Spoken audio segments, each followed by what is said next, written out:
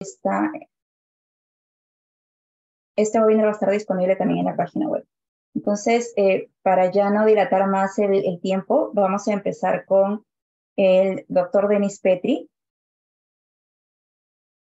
A ver, un momento. Listo. El doctor Denis Petri es politólogo, consultor internacional e investigador. Actualmente es director internacional del Instituto Internacional de Libertad Religiosa, fundador y académico del Observatorio de Libertad Religiosa en América Latina. Es director ejecutivo de la Fundación Plataforma para la Transformación Social, profesor de Relaciones Internacionales y jefe de la Cátedra de Humanidades en la Universidad Latinoamericana de Ciencia y Tecnología. Es también profesor de negociación internacional y de métodos de investigación en la Facultad Latinoamericana de Ciencias Sociales, sede Costa Rica. Denis, creo que ya puedes empezar. Muchísimas gracias. Perfecto, muchas gracias Teresa por la invitación y bueno, siempre es un placer compartir este espacio contigo y con todos los asistentes. Saludo a mis compañeros aquí en la mesa virtual. Es un placer volver a verte, Javier, y Pastor, también placer conocerte. Aquí les estoy compartiendo mi pantalla, espero que la puedan ver, si no me indican. Y entonces lo que me gustaría hacer el día de hoy es presentarles un poco mi perspectiva sobre la regulación de la religión en Cuba desde una perspectiva politológica. Tengo en este panel, soy el único que no es cubano, entonces eso me genera cierta preocupación. Espero poder hablar sobre Cuba sin decir cosas que no, que no corresponden. Bueno, aunque en realidad no sé si Javier, usted es cubano, ya me dirá. Pero en todo caso, con esto vamos a empezar. Primero con una introducción, después gustaría presentarles mi perspectiva sobre la política religiosa en Cuba y luego decir algunas cosas sobre las oportunidades de cambio que percibo para terminar con un mensaje un poco más positivo. Entonces, bueno, ya me presentaron, soy el director internacional del Instituto Internacional para la Libertad Religiosa y tal vez lo único que me gusta mencionar sobre este instituto es que es un think tank dedicado al estudio de la libertad religiosa que ya tiene más de 15 años de existencia y creo que se puede decir que fuimos de los primeros think tank dedicados a la libertad religiosa. Ahora es un tema que está muy de moda, que recibe mucho apoyo, mucho respaldo político a nivel internacional. Es un tema que está de moda, pero antes de que estuviera de moda ya estábamos nosotros como Instituto Internacional para la Libertad Religiosa o IRF. Y entonces, bueno, nada más lo menciono y estamos a su disposición para apoyar cualquier proceso, cualquier petición que tengan. En el año 2020 publiqué este libro que se titula La vulnerabilidad específica de las minorías religiosas, que básicamente es mi respuesta a todos aquellos que dicen que no hay problemas con la libertad religiosa en América Latina, fuera de Cuba. Y hoy vamos a hablar de Cuba, pero bueno, nada más les presento el contexto general de esta investigación. Ahí analizo, por ejemplo, cómo el crimen organizado es una fuente de restricción de la libertad religiosa. También analizo cómo el desbalance entre derechos individuales y derechos colectivos en comunidades indígenas genera restricciones a la libertad religiosa, etcétera, etcétera.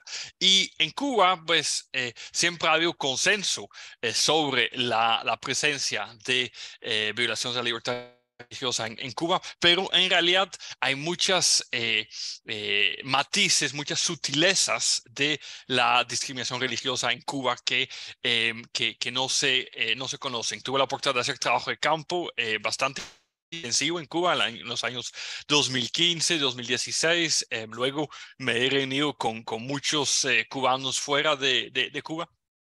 Y esto pues me permitió generar un análisis que, bueno, del cual les voy a compartir algunos elementos ahora. El marco teórico de mi investigación es la regulación religiosa, ¿verdad? Todo el conocimiento que se ha desarrollado sobre la relación entre política y religión y cómo los estados regulan la religión, y de esto vamos a hablar. Y también como politólogo siempre me han interesado los procesos de democratización y también de regresión autoritaria, ¿verdad? Y entonces estos dos elementos de marco teórico se combinan aquí. Entonces, ¿qué se puede decir de Cuba? Bueno, primero, obviamente, es un régimen comunista, ¿verdad? Que tiene una naturaleza, es esencialmente antirreligiosa. O sea, no solamente se aplica la ideología comunista de la revolución del proletariado, etcétera, sino que la religión es un obstáculo. La religión es el opio del pueblo, lo decía Marx, ¿verdad? Y entonces el comunismo en su esencia es antirreligioso. Eh, pero no solamente por razones ideológicas, sino también por razones netamente políticas, por esta noción que toda la legitimidad tiene que provenir del Estado, el Estado que es controlado por el Partido Comunista. El Partido Comunista refleja la voluntad de la clase trabajadora, ¿verdad? Oprimida, etcétera. Bueno, entonces, el problema es que las comunidades religiosas compiten con el Estado porque son otra fuente de legitimidad, ¿verdad? Y esto es lo que los comunistas no quieren.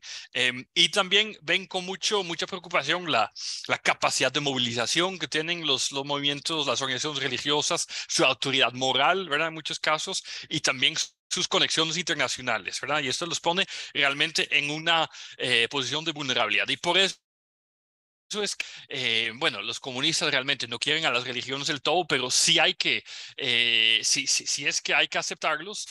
Entonces, la idea es minimizar su rol, su influencia en la sociedad, que se limiten por temas espirituales y que, por ejemplo, no intervengan en educación, que es una prerrogativa del Estado, ¿verdad? Que no intervengan en trabajo humanitario, porque no se requiere ningún trabajo humanitario, porque el Estado se hace cargo, etcétera, etcétera.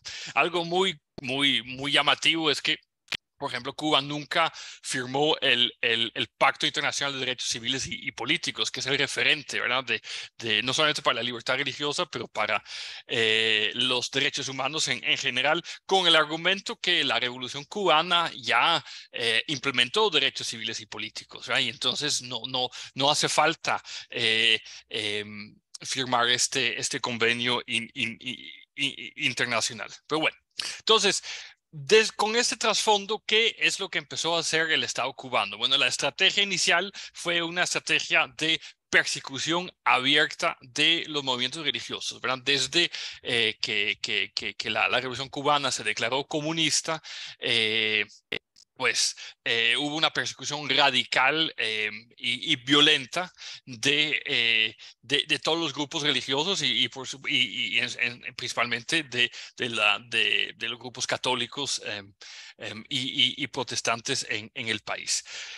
Pero estos grupos realmente resultaron ser muy resilientes y no se pudieron destruir, eliminar por completo, que fue la vocación inicial expresa, ¿verdad? del comunismo en el mundo, pero también en Cuba. Y entonces se probó con una estrategia alternativa. Y me parece que esta estrategia alternativa realmente empieza en los años 90 y se inspira un poco de la estrategia que siguió el gobierno de China, que también intentó reprimir, erradicar completamente la religión, y cuando se dio cuenta que no lo logró, entonces cambió la estrategia y creó una iglesia inclusive oficial, ¿verdad? La iglesia oficial protestante cubana, china, está completamente controlada por el gobierno chino, y entonces las estrategias alternativas, más de infiltración, de manipulación, esa estrategia alternativa es muy, muy interesante. En el caso de Cuba, esta estrategia pasa por un trato diferenciado, un tratamiento diferenciado de los diferentes grupos religiosos. Voy a referirme principalmente al cristianismo, pero se puede hacer un análisis parecido para hablar de judaísmo, de islam, de religiones afrocubanas, etcétera. Vemos que hay realmente una discriminación primero que todo entre católicos y protestantes. Con católicos la persecución sigue. Con protestantes se dan dos cosas. Se crea, al igual que en China, un ente público controlado por el Partido Comunista, que es el Consejo de Iglesias de Cuba, y todas las denominaciones protestantes que son parte de esta organización, de esta asociación, están siendo toleradas, reciben, pues tienen más privilegios, pero también pues están sujetos a más monitoreo. Y luego están las denominaciones no registradas que obviamente sufren una discriminación similar a la de la Iglesia Católica, ¿verdad? Dentro del Consejo de Iglesia de Cuba hay dos tipos de miembros afiliados y miembros no afiliados, y ahí también podemos ver que hay una diferencia. Y luego, independientemente de lo anterior, pues también como no se han dado prácticamente permisos de construcción de nuevos templos religiosos desde la Revolución Cubana, entonces ya se ha desarrollado ese fenómeno de las casa culto, las iglesias en casas, y estas se aplican a todas las denominaciones, y también están como un limbo legal, porque técnicamente no pueden reunirse en casas, ¿verdad? Entonces, pero algo que es muy importante es entender ese trato diferenciado. Luego, otra cosa que es muy importante es entender la sutileza con la cual se opera la discriminación religiosa. De alguna forma, mucho sí es por permitido, pero siempre restringido. Las iglesias pueden existir, pero no pueden crecer. Pueden recibir materiales del exterior, pero hasta cierto, con un máximo, un peso máximo. Pueden desarrollar trabajo misionero, pero solamente en ciertos horarios, etcétera, etcétera. Entonces, hay cosas que se pueden, pues siempre hay un freno, siempre una limitación, ¿verdad? Y estas sutilezas, en realidad, es lo interesante para el análisis, no están siendo detectadas por muchos índices que miden la libertad religiosa, que ven principalmente el marco legal y las políticas públicas, pero esas sutilezas no las toma en cuenta.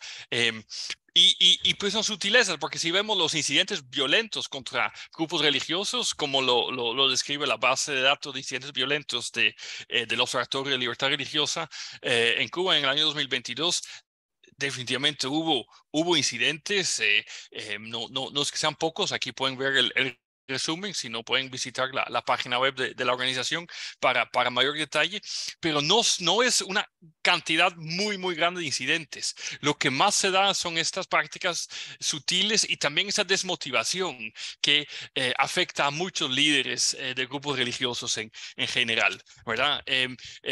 Más que restringir cosas es usar la burocracia para retrasar procesos, para otorgar permisos, pero muy lentos, para al puro estilo Kafka, ¿verdad? Pedir más sellos y más comprobantes y más justificativos y más trámites, ocasionalmente intimidar, para que nunca se sientan del todo cómodos, ¿verdad?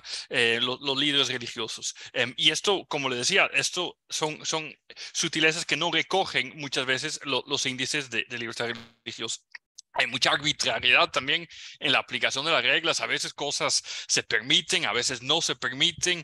A veces se dice que las restricciones son más fuertes en Oriente que en Occidente, pero realmente se incumple un fundamento clave que es del Estado de Derecho, y es que la ley debe aplicarse de manera predecible, que es definitivamente lo que no se ve. Y luego también se trabajan en muchas alternativas que no parecen como restricciones de la libertad religiosa, pero que sí lo son. Por ejemplo, es muy común en Cuba por la situación económica, el sistema económico que no funciona, comprar en el mercado negro, y lo hace todo el mundo, y es una práctica pues de alguna forma aceptada, pero es ilegal. Y entonces si el Partido Comunista, el Estado quiere limitar a algún actor religioso, entonces pueden limitarlo no por motivos religiosos, no por motivos relacionados con la libertad religiosa, sino pueden acusarlos de haber comprado en el mercado negro. Todo el mundo lo hace, pero es ilegal, y entonces ya se tiene una forma alternativa de frenarlo, de arrestarlo, por ejemplo, que no tiene nada que ver con libertad religiosa, pero que sí atenta contra la libertad de ministros de culto. Lo mismo con el fenómeno que les mencionaba anteriormente de las casas culto. Como no se dan permisos para la construcción de templos, la gente se ve obligada a reunirse en casas. Las casas tienen un uso residencial. Se incumple el uso residencial porque se está usando para celebrar un culto, ¿verdad? Y entonces también el Estado de manera arbitraria puede decidir que se cierran esas casas culto, y ahí también pueden escudarse y decir, bueno, no estamos restringiendo la libertad religiosa, simplemente estamos aplicando los reglamentos de planificación, de ordenamiento territorial, urbano, etcétera, pero en realidad es una forma disfrazada, alternativa de restringir la libertad religiosa. Bueno, estas son cosas que, digamos, nos ayudan a tener un panorama de la situación actual en Cuba. Ahora hablemos un poco de las oportunidades de cambio para terminar. Bueno, se tenía mucha ilusión, ¿verdad? Que en los años 2015, 2016, Cuba recibió 3 visitas internacionales muy, muy importantes. Primero el Papa Francisco, y luego el presidente Obama, y luego los Rolling Stones. Fueron eventos históricos que dieron la ilusión de que ahora sí se iba a dar un cambio en el país, pero desafortunadamente no se dio. Pero sí me gustaría enfatizar en esto. La geopolítica sí es muy, muy importante, y de hecho, cuando uno estudia los factores de la ampliación del derecho a la libertad religiosa, podemos ver que muchas veces tiene que ver con razones políticas.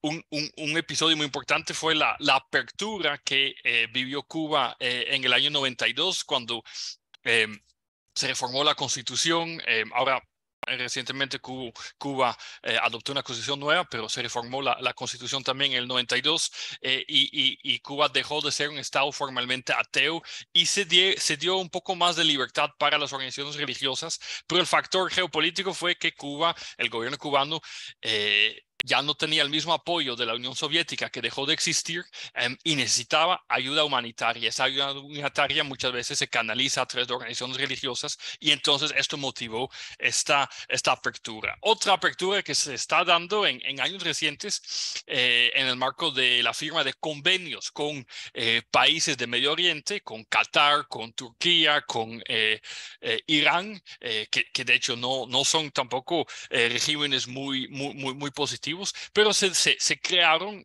se dieron permisos de construcción de mezquitas, lo cual en realidad también genera cierta preocupación, porque se le da se dan esos permisos de construcción para mezquitas, y se les han negado a iglesias durante décadas, ¿verdad? Pero es un factor geopolítico que puede inducir el cambio. Ahora bien, el principal problema de Cuba es que la dictadura ya es generacional. No es una dictadura que duró menos de una generación, sino que ha nacido, la mayoría de las personas ahora en vida en Cuba nacieron bajo la dictadura, y no conocen la alternativa. Y cuando se da esto, los politólogos lo que observamos es que es mucho más difícil derrocar una dictadura, ¿verdad? Y en el caso de Cuba en particular, el comunismo ha sido efectivo porque generó mucho analfabetismo religioso en la sociedad. Este país que antes era sumamente religioso, de mayoría católica, etcétera, pues muchas de las referencias religiosas desaparecieron y hubo un estudio que se hizo hace poco tiempo por la revista The Economist que demostró que la mayoría de los cubanos ni siquiera saben qué es Navidad, que es una fiesta religiosa cristiana importantísima y no la ubican, ¿verdad? Entonces, esto es algo de preocupación. La otra preocupación es que el Estado cubano tuvo tanto impacto en las comunidades religiosas que muchos de ellos, y esto fue lo que encontré en el trabajo campo que hice, que muchos grupos religiosos internacionalizaron una definición restringida de la libertad religiosa. Yo les preguntaba, bueno, ¿hay restricción de la libertad religiosa en Cuba? Y me contestaban, no hay ningún problema aquí, tenemos libertad. Pero después preguntaba, ¿pero pueden hacer esto? ¿Pueden hacer lo otro? ¿Pueden hacer lo otro? Y dice, no. Entonces, ¿pueden hacer denuncias de derechos humanos? No. ¿Pueden hacer trabajo humanitario? No, ¿verdad? Pero después decían, pero ¿por qué nosotros deberíamos hacer esto si somos iglesia? Cuando en realidad eso es lo que el comunismo quiere, que las iglesias se limiten, se restringen por solamente la libertad de culto y no consideren que en realidad, como en todas las partes del mundo, las iglesias también intervienen en trabajo humanitario, en trabajo de educación, en trabajo social, de activismo por democracia, etcétera, etcétera. Y de hecho que esta situación inclusive afecta a misiones internacionales, ¿verdad? Hay como un acuerdo implícito entre todas las misiones internacionales a Cuba que no van a tocar el tema de derechos humanos. Y así el gobierno los deja trabajar, los tolera, pero ellos también aceptan que no se van a meter en el tema humanitario ni derechos humanos. En otros contextos, más bien, misiones internacionales tienen que evitar lo religioso y enfocarse en lo humanitario. Pero es muy interesante. En Cuba es totalmente al revés.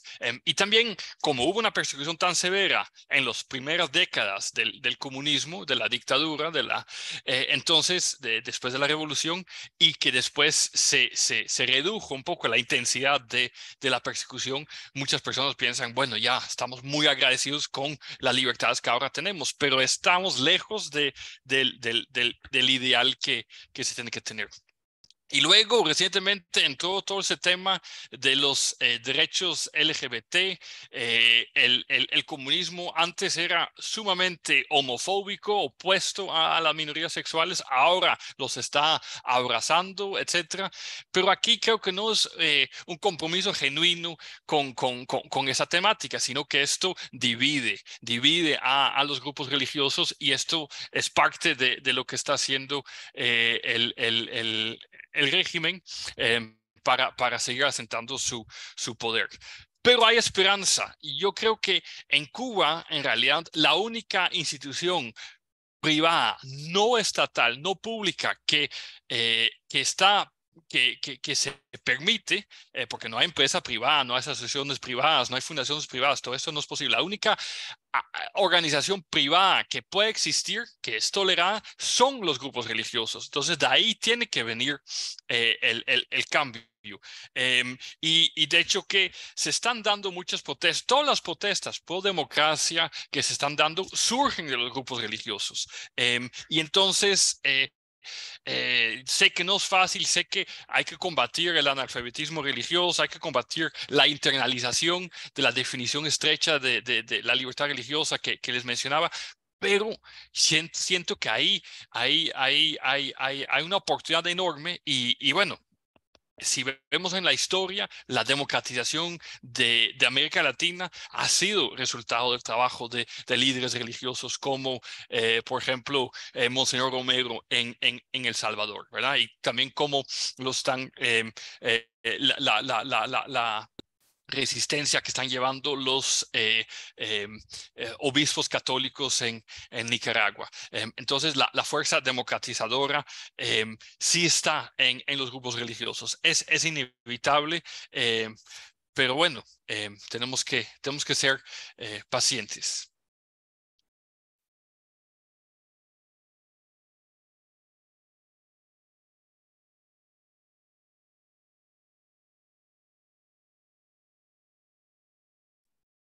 Teresa, no te escuchamos. Perdón. Muchísimas gracias, Denis, por tu exposición. Realmente fue muy clara y creo que es un buen punto de partida para darle paso a los siguientes expositores esta idea de que la libertad religiosa no se limita al derecho al culto. Tener esa mirada definitivamente ayuda a afirmar que a pesar de que sí hay derecho al culto hasta cierto punto en Cuba, de todas maneras hay ciertas situaciones que no permiten a las comunidades religiosas ejercer libremente este derecho.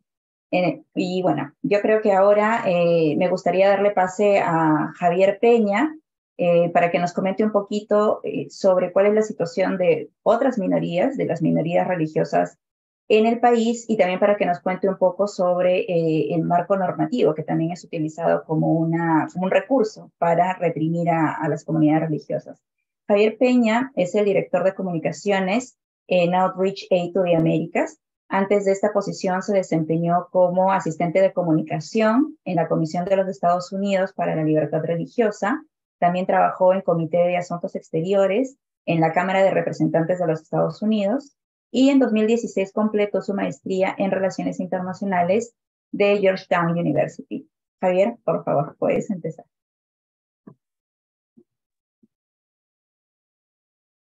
Muchas gracias, Teresa. Gracias a Olire por invitarme a participar en este seminario web de un tema que considero muy importante.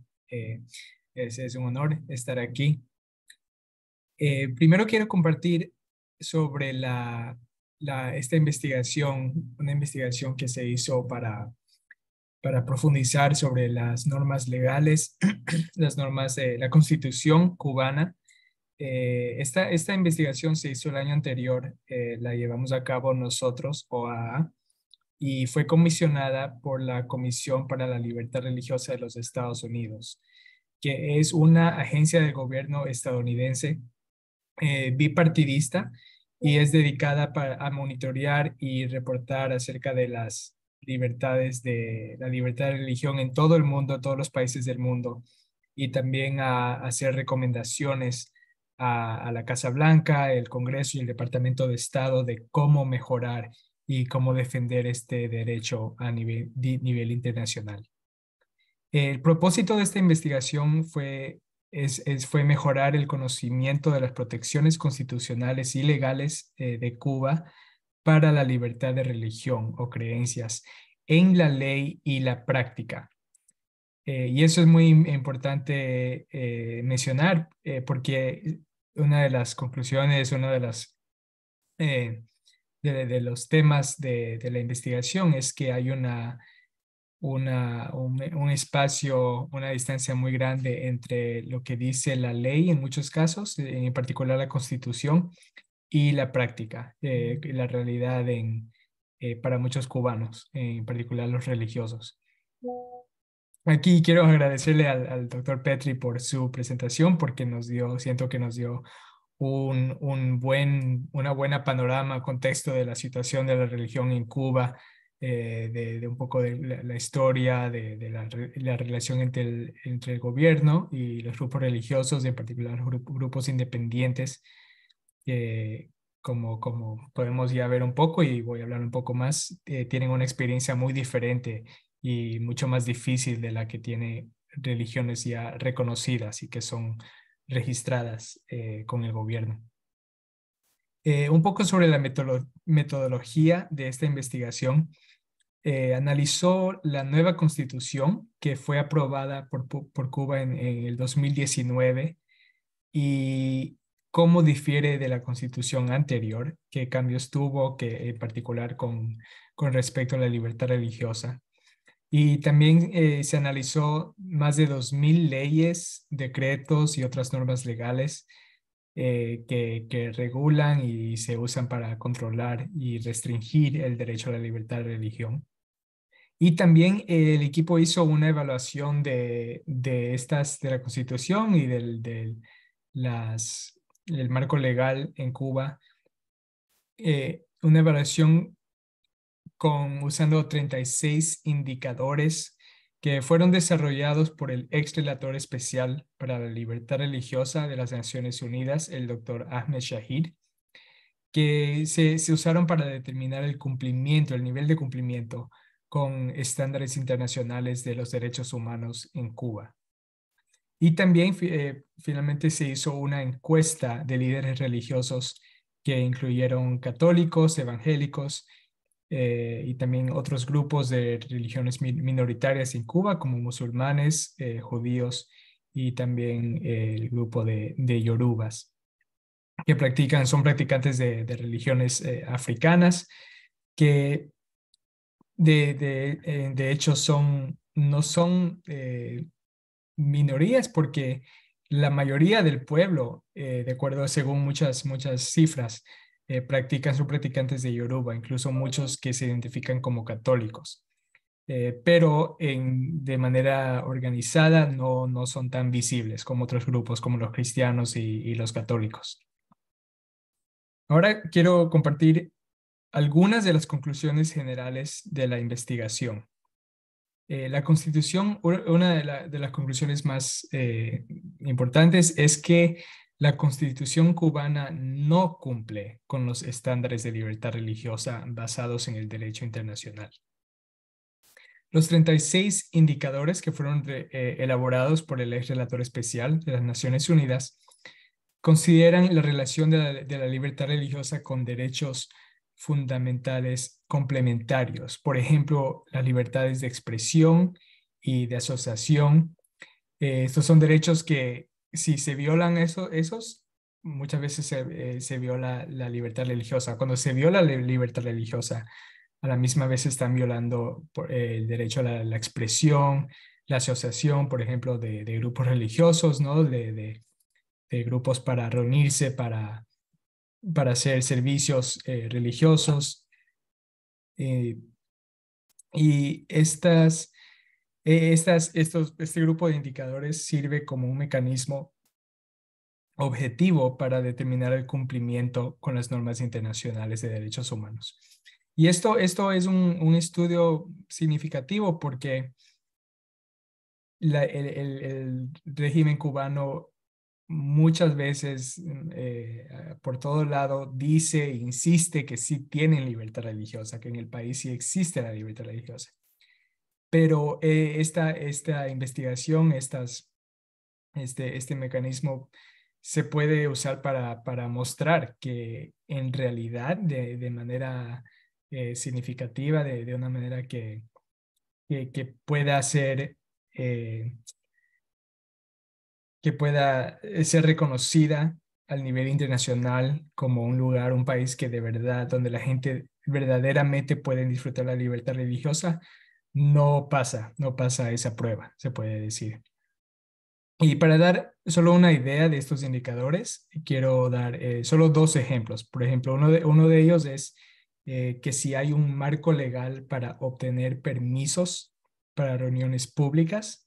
Eso es algo que para muchos religiosos, muchos grupos, iglesias en Cuba no hay ningún marco legal. Pueden aplicar en ciertos lugares, pero no hay manera para hacerlo de manera justa, imparcial, donde no haya arbitrariedad, como habló un poco el doctor Petri. Y también otro ejemplo es si hay un marco legal que garantice la habilidad de personas para establecer organizaciones humanitarias y caritativas. Claro, algo que hacen muchos los grupos religiosos y que buscan hacer para llevar a cabo acciones sociales, servicios al pueblo, a la gente necesitada. Y esto es algo que se limita muchísimo en Cuba. Casi no les dejan, no hay permisos, obstaculizan mucho la habilidad de grupos religiosos para hacer eso. Otra conclusión general de la investigación es que el concepto de constitucionalidad no existe en Cuba. Esto para muchos de nosotros es un poco extraño, yo creo, porque entendemos muchas veces la Constitución como la ley suprema, ¿no? El mecanismo legal supremo de una nación. Que ante cuyo todas las reglas, leyes tienen que estar conforme. Pero la Constitución cubana no tiene ese rol. supremo, no es la autoridad legal suprema en la nación. Ni siquiera en sí misma la Constitución no se considera la ley suprema. Ella misma dice que el único cuerpo supremo político es el Partido Comunista, que claro, tiene sentido en un sistema político que es autoritario, totalitario, en realidad, que es controlado por un sistema comunista. Va a ser el Partido Comunista y el Comité Central Comunista que va a ser la autoridad suprema, diga lo que diga la Constitución. Esto se manifiesta también en numerosos artículos, decretos, leyes, decretos administrativos, el Código Penal que violan, se usan a menudo para violar la libertad religiosa. Simplemente hay que ver, oír lo que dicen muchos de estos artículos, leyes, para ver la manera flagrante en que violan este derecho. Por ejemplo, el artículo 206 del Código Penal dice: el que, abusando de la libertad de cultos garantizada por la Constitución, oponga la creencia religiosa a los objetivos de la educación o al deber de trabajar, de defender la patria con las armas, de reverenciar sus símbolos o cualesquiera otros establecidos en la Constitución, es sancionado con privación de libertad de 3 meses a 1 año o multa de 100 a 300 cuotas. La organización Human Rights Watch dice que esta disposición, tipificada como delito contra el orden público, permite al Estado penalizar una amplia gama de actividades religiosas que no ponen en peligro el orden público. Y otros delitos ampliamente tipificados en el Código Penal son, por ejemplo, la desobediencia y la falta de respeto, que también se utilizan para violar el derecho a la libertad de religión y atacar a líderes religiosos, a quien sea que critica o que se expresa en contra del régimen o de las autoridades del gobierno. Dos ejemplos de otras leyes que se usan a menudo para violar la libertad religiosa. Los dos que entraron en vigor en el 2019 y el 2021 son los decretos ley 35 y 370, que recibieron condenas, fueron ampliamente condenadas por grupos de derechos humanos, de grupos de incidencia, por ejemplo, como Human Rights Watch, Amnesty International, porque estos regulan la expresión en el Internet y la radio, la informática, supuestamente para proteger, dicen, la revolución cubana y la moralidad pública, categorías que son muy amplias e imprecisas. Y en realidad estas leyes son usadas para castigar cualquier crítica o disenso y han sido usadas para penalizar a religiosos. Muchos de ellos, entre ellos pastores, sacerdotes y, para no mencionar, líderes laicos, que publican muy a menudo reflexiones o publican en Facebook y en otras redes sociales críticas y ensayos, palabras que desafían, se puede decir, y que critican las violaciones y la autoridad de la libertad del régimen cubano. Finalmente, solo quiero compartir un poco de la encuesta que se hizo a través de la investigación. 56 líderes independientes de varias religiones, además de líderes laicos, fueron encuestados. De estos líderes, 21 dijeron que sufren actos de represión mensuales o incluso semanales que incluyen amenazas, violencia, detenciones y actos de repudio. Y casi todos creen que la Oficina de Asuntos Religiosos controla y limita arbitrariamente el ejercicio de la libertad religiosa, sin tener en cuenta las garantías constitucionales. Y una de las maneras que hace esto es a través de impedir las acciones sociales y humanitarias de las iglesias. Esta es una verdadera tragedia porque la necesidad en Cuba, como podemos ver en los medios, es tan inmensa y las organizaciones religiosas pueden hacer un papel muy importante para aliviar el sufrimiento y la crisis generalizada. Quiero terminar solo con unas pequeñas palabras de uno de los defensores de libertad religiosa y de derechos humanos religiosos que creo que es más inspirador, uno de los más inspiradores en Cuba. Es el padre Alberto Reyes de Camagüey, que compartió en una publicación que hizo en Facebook en diciembre, enumerando las razones por las cuales dice que en su tierra, en Cuba, no hay libertad religiosa. Aquí se refiere a la Oficina de Asuntos Religiosos, que primero quiero aclarar, es el órgano o la entidad del gobierno que es encargada con controlar y regular todos los asuntos religiosos de la isla. Y a través de ella y usando también la seguridad del Estado, la policía revolucionaria, sistemáticamente se dedica a controlar, a intimidar, a sembrar rumores a veces a través de agentes de opinión contra líderes religiosos y cualquier crítica religiosa del gobierno. Entonces el sacerdote, el padre Reyes, escribió: si en mi tierra hubiera libertad religiosa, no existiría una oficina de asuntos religiosos encargada de controlar la práctica de la fe, de fiscalizar cada movimiento de la iglesia y de llamar machaconamente a los obispos y superiores cuando les molesta lo que dice o hace un sacerdote o religioso, para intentar que sean ellos los que metan en cintura a esos sacerdotes o religiosos, mientras los realmente interesados quedan con las manos limpias. Eso termino. Gracias. Muchísimas gracias, Javier. Debido al tiempo, vamos a darle pase al pastor Yadniel, y hay algunas preguntas que voy a compartir al final de la participación del pastor. Él es presidente nacional del Seminario Bíblico William Carey y pastor de la Iglesia Comunidad Bíblica 1689 en Vedado, Habana. Pastor, por favor. Bueno, muchas gracias y es un placer para mí poder estar con ustedes aquí en esta tarde. Muchas gracias al doctor Petri, gracias por todo lo que él dijo. Gracias también a Javier.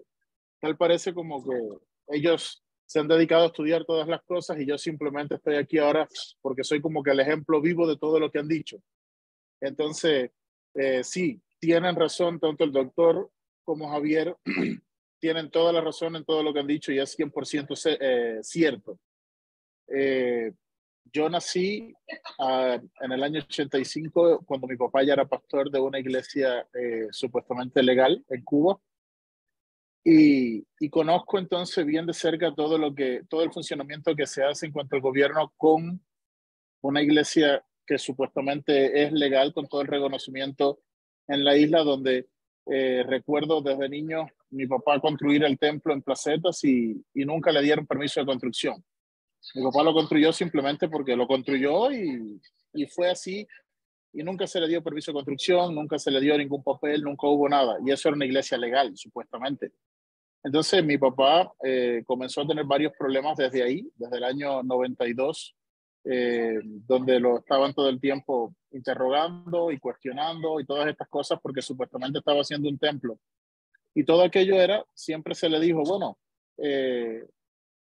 estás haciendo algo ilegal, pero bueno, es en una obra legal. Después, en el año 97, mi papá entonces va y trata de recobrar nuevamente la misión beriana, que es de antes del triunfo de la revolución, y está en Cuba desde el año 1940 y tanto, está en Cuba fundada por misioneros americanos. Y mi papá trata de recobrarla en el 97 y comienza todo nuevamente, todo a plantar iglesias, a hacer todo. Bueno, el resultado fue lo que bien decía el doctor.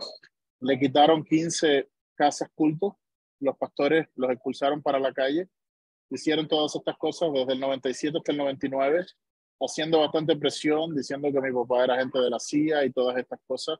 Crecí bajo todo eso. Entonces, por eso es que puedo decirles todas las cosas. Mi papá siempre decía, bueno, ahora, entonces, ¿cuál es el problema? Antes estaba en una obra legal y no podía construir el templo. Entonces ahora supuestamente estoy acá, ahora tampoco puedo hacer nada de esto. El resultado es todo lo que se ha dicho en esta tarde aquí. En Cuba, muchas personas me preguntan, pero en Cuba sí hay libertad religiosa porque se pueden reunir. Y yo les digo, bueno, sí, nos podemos reunir, pero es que eso solamente no es la libertad religiosa. Yo tengo que tener toda la seguridad de por qué me puedo reunir.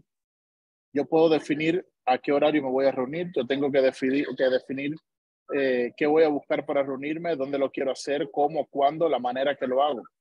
Pero sin embargo, muchas veces hasta lo que se dice o se predica trae problemas y ya muchas veces los pastores no saben a veces ni cómo pararse, porque ya no sabemos si decir que Cristo nos hizo libre, si eso va a traer un conflicto con algo o no. Ya no sabemos si cuando vamos a decir a las personas somos libres de todas las cosas, ya no sabemos si es posible que por decir eso de libertad ahora piensen que estamos haciendo esto y lo otro. Entonces, sí nos podemos reunir y yo soy el presidente de un seminario, podemos dar clase, pero hay una presión detrás que no se ve, que es la que mucha gente no entiende. No podemos registrar nuestro seminario, no podemos traer libremente los profesores y hacer muchas de las cosas que se hacen en cualquier otro país. No se puede hacer nada social donde supuestamente muchos de los profesores que tenemos son doctores y son todas estas cosas. No se pueden hacer muchas de las cosas que en otros países pudiésemos tener bastante posibilidad de hacer. ¿Por qué? Bueno, porque no existe la verdadera libertad religiosa. Tenemos simplemente una cuestión de que nos podemos reunir en cultos y con todo y eso ser regulado. En la iglesia de mi papá eran 2 maestras y les dijeron, si ustedes siguen yendo a esa iglesia, pues entonces las tenemos que sacar de ser maestras. María Elena y María Luisa las sacaron y estuvieron fuera de ser maestras tremendo tiempo. Luis el médico, igual lo sacaron tremendo tiempo de ser médico simplemente por ir a la iglesia de mi papá porque era una iglesia ilegal. Ahora, ¿mi papá seguía teniendo los cultos? Sí, nunca en la vida paró los cultos, siempre estuvo teniendo los cultos desde el año 97 hasta hoy. Ahora, vean todo el problema que había por simplemente tener esos cultos para las personas que asistían. Entonces, ¿hay libertad? Vemos que no. ¿Se pueden reunir las iglesias? Bueno, sí. Y hoy todas las iglesias se están reuniendo en Cuba, en sus casas, en lugares, esto y lo otro. Pero hay toda una presión detrás de todo esto, que es donde las personas muchas veces tienen mucho miedo a expresar la fe que tienen. Y eso es lo que creo que muchas personas no entienden. Porque varias personas me hacen esa pregunta, ¿pero ustedes se pueden reunir? Sí, nos podemos reunir. ¿Y ustedes pueden salir a repartir tratado a la calle? Sí, salimos y repartimos tratado a la calle. Ahora, ¿qué sucede detrás de todas esas cosas? Y es esa la presión que enfrenta hoy todo el pueblo cubano, donde no podemos tener un concierto, donde no podemos ir y pedir un local para tener un concierto con una persona. ¿Por qué? Porque, bueno, si esa persona no es de acorde a todas las cosas que ellos regulan, pues entonces no se puede tener el concierto. Podemos traer un conferencista internacional simplemente para que dé una conferencia con 2,000 personas. Bueno, no se puede. ¿Por qué no podemos hacer todas estas cosas si supuestamente nos podemos reunir en nuestras casas? Bueno, porque ni tan siquiera eso es algo legal. Entonces, lo que nosotros en Cuba tratamos y es lo que quisiéramos ver, es la verdadera libertad donde la iglesia pueda cumplir su función tanto como de fe como de práctica, poder practicar la fe que creemos. Y eso es algo que es lo que está faltando hoy día dentro de Cuba. Y muchas personas creen que solamente la fe es para mí dentro. Bueno, pero ¿qué más tú quieres si tan siquiera se pueden reunir? Bueno, pero es que tenemos derecho a hacer muchas más cosas que solamente reunirnos y cantar y leer la Biblia. Tenemos derecho a poder ayudar personas a poder hacer muchas más cosas que eso. Entonces, está la iglesia legal que puede hacer un poquitico más de cosas, está la iglesia ilegal, que es la que entonces vienen todos los problemas que ya sí son muchos más, donde hay muchas denominaciones en Cuba o grupos religiosos que no son legales. Y es donde esto es lo que afecta grandemente y trae problemas para todos los pastores porque sobre ellos recae el problema. Llaman a los pastores, los llevan, los citan, los acusan de unirse con personas que no deben de reunirse. Si tenemos relación con ciertas personas de Estados Unidos, pues ya entonces es un problema, ya no te puedes reunir, ya tienes que ver esto, tienes que ver lo otro. Y ahí es donde está el problema. Libertad religiosa o el cristianismo o cualquier otra religión no es simplemente dentro, sino que es algo para afuera también. ¿Cómo yo, siendo cristiano, puedo poner en práctica la fe que tengo? Y eso va con todos los grupos religiosos, no solamente con el grupo cristiano, sino con todos. Y algo que siempre mi papá siempre me dice y siempre hablamos es, se habla mucho de la libertad de las personas en Cuba. Perfecto. No tengo nada en contra de las personas de las mezquitas, pero llegaron entonces los musulmanes ayer, le prometen hacerle una mezquita y entonces la misión beriana en Cuba, que es la denominación de mi papá, que es de antes del triunfo de la revolución, entonces no es legalizado. O no se le permite hacer todas las cosas que supuestamente tiene derecho en el mundo completo a hacer. Entonces, ahí es donde están muchas de las cosas. Se aprueba una ley de LGTBI, todas estas cosas, ok, ellos tienen derecho a todas las cosas. Entiendo que tienen derecho, pero nosotros también tenemos derecho. ¿Y por qué entonces todos los cristianos tenemos que sufrir todas estas cosas y ver cómo ellos legalizan lo que quieren y hacen todas las cosas de la manera que ellos entienden y no se pone en práctica la verdadera libertad religiosa? Entonces, eso es lo que creo que es muy bueno todo esto que ustedes están haciendo, este webinar, para que las personas puedan conocer todos los datos y le pido a todo el mundo que pueda leer el libro y ver todos estos datos del doctor. También vean todo lo que Javier están haciendo, es de mucha importancia. Y vuelvo y les repito, creo que mi parte en este webinar, y le doy gracias por estar aquí, es para decirle que todo eso que está puesto en todos esos lugares es cierto. Yo, Daniel Pérez, dice que es cierto. Mi papá, Daniel Josué Pérez Naranjo, decimos que es cierto. Y muchos grupos religiosos que hay en Cuba le pueden decir que todo eso es cierto de todo lo que se ha estado hablando hoy aquí. Así que gracias por esta parte y como les digo, he visto y he estado presente en los dos grupos, tanto legal como ilegal. No hay mucha diferencia entre uno y el otro. Casi ninguno de los dos.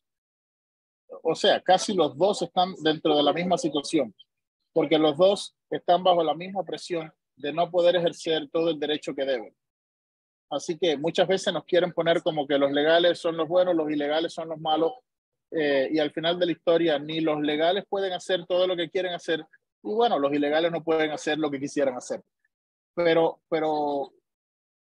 es una realidad que en Cuba no hay libertad y es una falsa libertad lo que se demuestra dejando a las iglesias simplemente reunirse.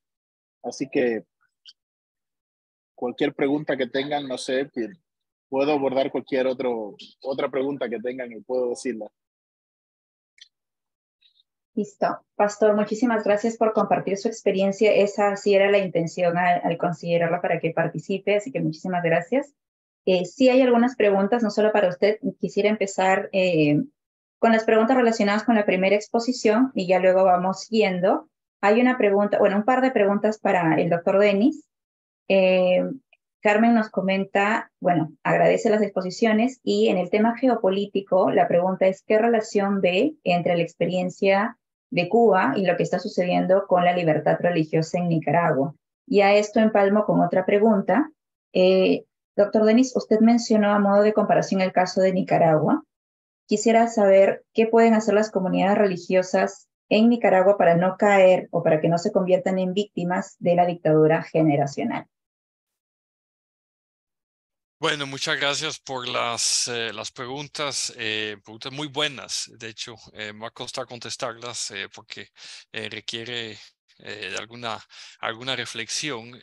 Pero me parece que en el caso de Nicaragua, que obviamente tiene una historia reciente muy conflictiva, que llamó la atención del mundo entero durante los años 70, 80, la guerra civil de Nicaragua, bueno, mis padres son de Holanda, de Países Bajos, y recuerdo que mis abuelos siempre seguían lo que sucedía en Nicaragua, en los periódicos. Esto era algo que realmente les llamaba la atención, se identificaban con el conflicto, estaban muy informados.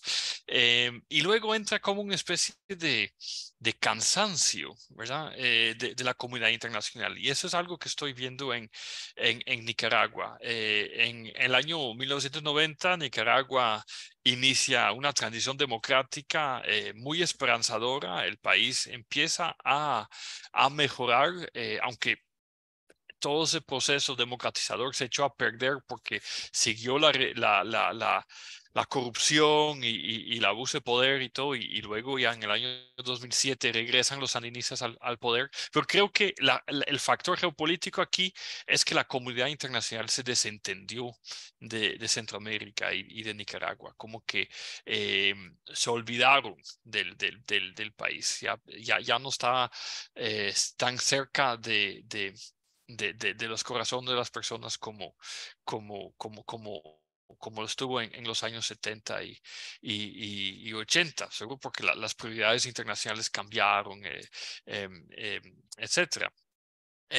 Y sí, efectivamente, ahora para que la dictadura, porque creo que ya el Nicaragua se puede considerar como una dictadura también, desafortunadamente, para que no se convierta en algo generacional, creo que esto requiere que tanto el pueblo nicaragüense, los grupos religiosos, que como les decía, son la principal fuerza democratizadora, pero también la comunidad internacional, la Organización de los Estados Americanos y por supuesto las diferentes instancias de la ONU, etcétera, pongan toda la presión que se pueda sobre el país eh, para que se resista esa dictadura. Y sé que para las iglesias también es complicado porque después de la guerra civil tan sangrienta en los años 90, quisieron ser lugares donde le daban la bienvenida, le podían dar la bienvenida a todos los diferentes grupos que antes habían estado matando literalmente en la guerra civil.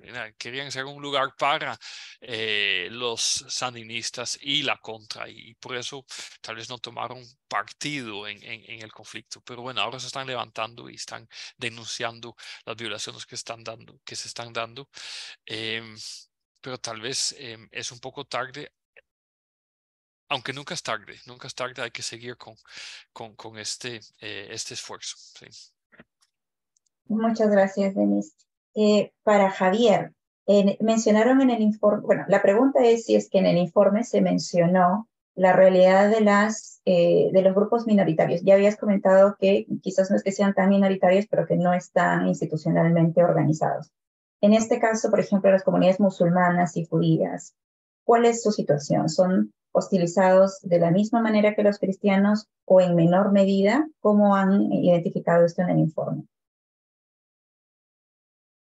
Sí, gracias. Gracias por la pregunta.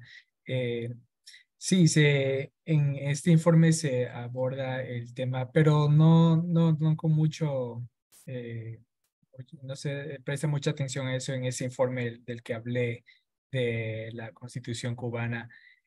Pero recientemente en nuestra organización, la semana anterior, de hecho, hicimos un webinar exactamente sobre esto. Tuvimos como panelistas a un imán, un hombre musulmán, un imán que está en Cuba y que ha sido reprimido muy fuertemente. Y también un judío, un hombre judío que tuvo que salir de Cuba el año anterior, en noviembre, y a un líder santero yoruba que está en Miami y tuvo que salir de Cuba hace varios años, pero que conoce de la situación allá. Todos estos grupos son muy fuertemente reprimidos. El señor que habló la semana pasada, él explicó que el Estado, el régimen cubano como que se ha aprovechado de las prácticas yorubas para como construir, ¿no?, la identidad cultural cubana. Se usa en muchas ferias, en muchos lugares, pero no reconocen, no dan verdadera libertad a los practicantes independientes.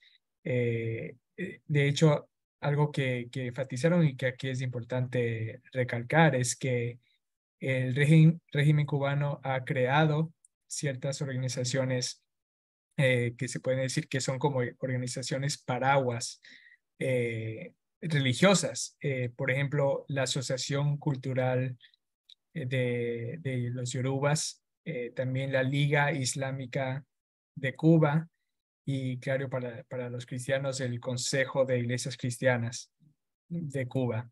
Y lo que hace es que ellos mismos dijeron la semana pasada que estos grupos deben ser considerados más, ¿no?, una otra entidad más de la dictadura y que representan los intereses de la dictadura más que un grupo religioso legítimo. Y también son usados por el régimen para presentar una fachada a nivel internacional, por ejemplo, en las Naciones Unidas, a otros, de que sí hay organizaciones y grupos religiosos organizados por ellos.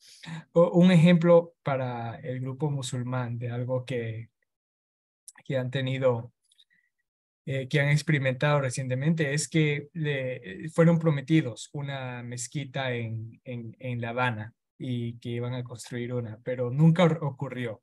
Lo empezaron a hacer usando un museo anterior muy viejo, pero al final no hicieron nada con eso. Pero hacen esos anuncios y a veces nos movidas solo como para aparentar, ¿no?, que están haciendo algo que sí respetan y reconocen estos grupos, cuando en realidad no muy bien. Ok, muchísimas gracias, Javier. Pastor Yadniel, bueno, saludan desde el Consejo Nacional para Prevenir la Discriminación en México. Y la pregunta es para usted, que también vive un poco más la realidad en Cuba, es cómo se viven las fechas religiosas como Navidad, Semana Santa, si es que se permiten en las calles o no. Y otra pregunta va en dos sentidos: ¿cómo se practica también la santería y otras manifestaciones religiosas ancestrales? Y otra participante le pregunta también directamente: ¿qué posibles consecuencias puede traer para usted, su familia o su iglesia su participación en este webinar, ¿no?, dado que es un webinar público? Bueno, a ver, las festividades en cuanto a, por ejemplo, Navidad, Pentecostés, todas estas cosas y que celebran las iglesias o cualquier otro grupo religioso no se permite. La Navidad es algo que solamente se permite dentro de los templos o dentro de las casas culto, pero no es algo que se puede celebrar en las calles. Algo que poco a poco ha entrado y que ha ido entrando a través de personas que viven fuera de Cuba es que las personas están comenzando a traer los globos de Santa Claus y esto y lo otro y los rinos y todo eso. Ya muchas personas han comenzado a entrar eso y ya hoy se ve un poquitico más. En diciembre ya se ve un poquitico más de todo esto por la calle, pero todavía las personas, como bien decía el doctor Petri, todavía las personas no entienden y no pueden definir que Navidad tiene que ver con el nacimiento de Jesús y todo esto. Así que todavía hay una gran desinformación en cuanto a eso, y lo que todavía al menos ya se va entrando un poquitico, que es al menos diciembre se recobra, que diciembre se quitó para poner 26 de julio y 1 de enero. Entonces ya hoy ya se comienza a celebrar un poquitico más la Navidad, al menos dentro de los templos ya sí se hace más abierto, dentro de las casas culto, y el Consejo de Iglesia, como algo un poco ficticio, le permiten como el 24, 25 de diciembre que den como un culto por la televisión. Entonces, es algo para disfrazar un poco, pero aunque sea, ya algunas personas están un poquito familiarizándose un poquitico más con el término. Lo ponen un horario súper tarde por la noche y todo esto, pero aunque sea, ya vemos de que nosotros tratamos de tomar ventaja de todas estas cosas, aunque sabemos que no es lo verdadero y lo que necesitamos. Pero eso es lo que está sucediendo. Ya las personas están recobrando un tincito más, al menos, el conocimiento de qué cosa es eso, pero eso estuvo perdido por muchos años. Todavía hoy por hoy, las personas piensan que solamente diciembre es Santa Claus y todo esto por la entrada de eso a Cuba, pero lo estamos usando para poder llevar a las personas a que sepan que Navidad tiene que ver con Jesús. Eso es en cuanto a la primera pregunta. La segunda pregunta era... No te oigo. Sí, sobre la santería, sobre la práctica de la santería y otras religiones ancestrales. Ajá, el problema con la santería es que es algo que se ha generalizado mucho y en Cuba la santería, las personas la han puesto junto con la Iglesia Católica. Entonces, las personas practican mucho la santería. Es algo que lo hacen en muchas casas, lo hacen donde quiera, en cualquier lugar. Cualquier persona en una escuela ya habla sobre eso. Los médicos en el hospital ya permiten la santería y todas las cosas, ya es más abierto. La santería sí es algo bien común. Aunque no se permite todavía el uso. Por ejemplo, en una escuela, los muchachos, aquellas personas que quisieran hacerse santos, todavía no les permiten ir vestidos de blanco a la escuela. Entonces ya ahí, como les digo, soy cristiano, no estoy de acuerdo con muchas de estas cosas, pero entiendo que hay libertad. Y si una persona quiere vestirse de blanco para reflejar de que se está haciendo santo y está en un proceso, en las escuelas no se lo permiten. Entonces, aunque les permiten la práctica de la santería, todavía hay muchas cosas que no se permiten para ellos aún. Entonces ahí es donde te das cuenta cuán difícil todavía sigue siendo la libertad, que es que no hay libertad. Porque si hubiese tal libertad, bueno, pues le permitirían a los niños o a quien sea hacer uso de todo esto en cualquier lugar. Y ni tan siquiera la santería, que es algo que el gobierno sí promueve grandemente, todavía ni tan siquiera eso le dan toda la libertad que supuestamente quisieran todas las personas dentro de estos grupos religiosos. Muy bien, muchísimas gracias, pastor. Y una última pregunta para el que desee responder, porque no está dirigida a una persona en particular, es que comparado con China, donde también hay un régimen comunista y se observa un crecimiento de la iglesia e incluso que muchos creyentes de China están saliendo de su país para evangelizar, quieren saber si esto ocurre en Cuba y si no es así, ¿a qué se debe? No entendí. Es que si están saliendo las personas de Cuba. Exacto, o sea, ante el crecimiento, a pesar de la represión, hay un crecimiento de población, de creyentes de China. Y precisamente porque no tienen esa facilidad para evangelizar en su país, están saliendo para evangelizar fuera. ¿Esto sucede en Cuba? Bueno, en Cuba las personas no están saliendo por cuestión de evangelizar en otros lugares. Fuese lo ideal, fuese lo mejor, pero las personas lo que están saliendo es para escapar de toda la necesidad y el trabajo y toda la deficiencia que tienen en el país. Entonces, Dios quisiera y pudiesen salir las personas con este deseo de que, bueno, voy a salir para predicar el evangelio porque ya hay muchos cristianos en Cuba, pero no está sucediendo esto, sino que las personas están teniendo que salir por la falta de comida, falta de libertad, falta de todas las cosas, represión y todo lo demás. Entonces, no está sucediendo como en China. En Cuba es diferente, las personas salen por todas las demás razones por las cuales no quisiésemos que las personas tuviesen que salir de Cuba. Ok, muchísimas gracias, pastor. Muchísimas gracias a todos. En realidad hay un par de preguntas más, pero el tiempo es corto. Vamos a tratar de responderlas en la medida posible por correo electrónico. Y nuevamente les agradezco muchísimo por su participación, por su tiempo. Y espero que podamos reunirnos nuevamente para otra actividad parecida. Y nada, también muchas gracias a los asistentes por estar aquí. Como saben, este webinar es grabado y va a estar disponible en la página web en unos días. Así que tengan una bonita tarde y estamos pronto comunicándonos con ustedes para nuestro próximo webinar. Gracias, Teresa. Muchas gracias. Muchas gracias por todo.